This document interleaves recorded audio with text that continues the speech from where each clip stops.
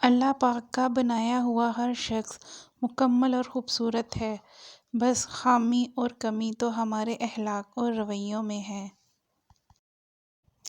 کبھی کبھی دعا بہت جلدی قبول ہو جاتی ہے، لیکن ہم شکر ادا کرنے کی بجائے یہ بول دیتے ہیں کاش کچھ اور مانگ لیا ہوتا۔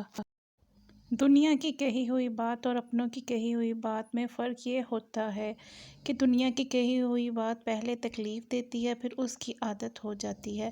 اپنوں کی کہی ہوئی بات کبھی عادت نہیں ہوتی، ہر بار سننے پر تکلیف پہلے سے زیادہ بڑھتی ہے۔ کون کہتا ہے اللہ نظر نہیں آتا؟ ایک وہی نظر آتا ہے جب کوئی نظر نہیں آتا۔ نیکی اور بدی: جب تم کسی انسان کی طبیعت کو پرکھنا چاہو تو اس سے مشورہ لو، یقیناً تم اس کے مشورے سے اس کا انصاف، ظلم، نیکی اور بدی سب جان جاؤ گے۔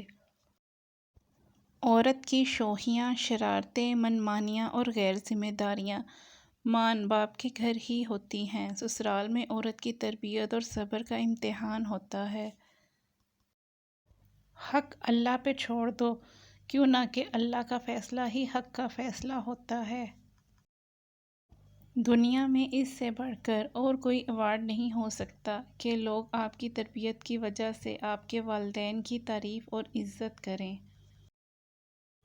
دوسروں کے محل میں غلامی کرنے سے بہتر ہے انسان اپنی جھونپڑی میں حکومت کرے۔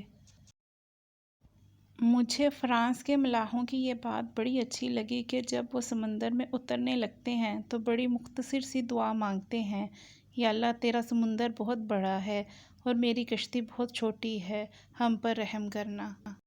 میں کتنا ہی طاقتور بن جاؤں لیکن ہر شام کو زندگی کا ایک دن کم ہو جاتا ہے اور میں اس کو روک بھی نہیں سکتا، لیکن وہ میرا مہربان اللہ مجھے نئی صبح دے کر پھر مہلت دے دیتا ہے، شاید میرا بندہ توبہ کر لے اور میں اس کو بخش دوں۔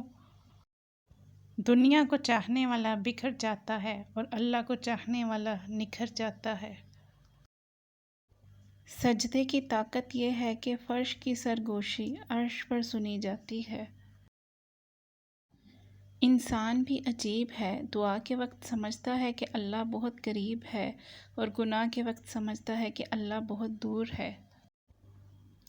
انسان مایوس اور پریشان اس وقت ہوتا ہے جب اپنے رب کو راضی کرنے کی بجائے لوگوں کو راضی کرنے میں لگ جاتا ہے۔